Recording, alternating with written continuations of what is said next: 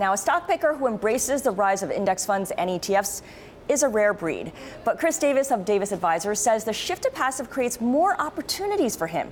And he joins me in studio now. Great to see you, Chris. It's good to be here, Scarlet. So you're an active manager in an ETF world, which means you can be nimble, you can pivot quickly, you can respond to news when it happens. What kind of changes have you been making then? Well, I think what tends to happen is when people are nervous, they go to where they feel safe. But often where they feel safe, they're actually taking more risk. So the way to think about it is, for example, when you think about flying after 9/11, people felt that they were taking a lot of risk. They felt safe before that. Afterwards, they felt it, but of course they were safer. They were just more aware of the risk they were taking. So where we're finding opportunity is usually in the areas where people feel risk, where they feel unsafe, and where we're seeing risk are in just those areas you were discussing earlier, things like the low volatility index, the areas where people feel safe. That's where the risk is. We're finding opportunity on the other side. You're moving away from that. Now, active managers not shy at all about warning of the perils of passive investing. But let's be clear, because passive only owns about 17% of the equity market, and active managers, they need to talk their book as well. You've taken a different approach in that you welcome this overall shift to passive. You say it gives you more opportunities. How so?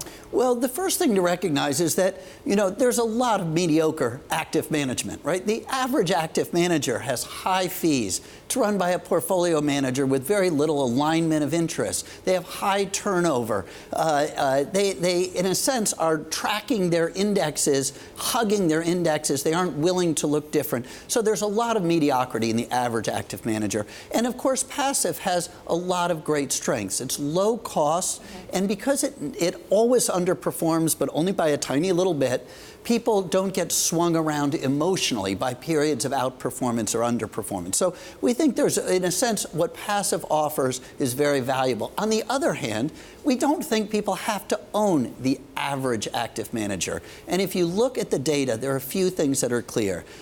Characteristics like low fees and an alignment of interest tend to be correlated with outperformance.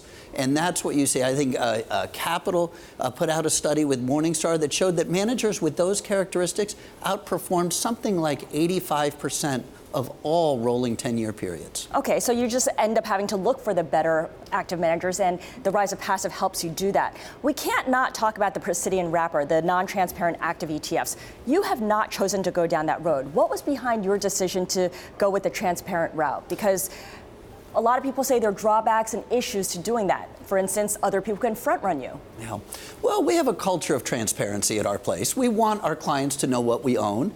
We have a low turnover approach. We invest in big companies, so the liquidity impact is really immeasurable. So in a sense, we feel that offering a real ETF with full transparency, we think that has advantages and is sort of a cleaner approach. On the other hand, what we'd say is we sort of welcome Precidian because it makes clear that there are also times when active management, even the average active managers, outperform cyclically. So we think that it's good to have in the ETF space active managers so that clients can begin preparing their portfolio for periods of time when maybe the S&P isn't on a one-way trajectory, and of course active tends to do far better in choppy markets rather than one-way markets. But we think that they have some higher costs, the lack of transparency. We didn't see a need to go that route. We felt we had the ability to offer a true ETF with true active management. Well, let's talk about the ETF rule that came out this month, making it easier and cheaper to launch funds.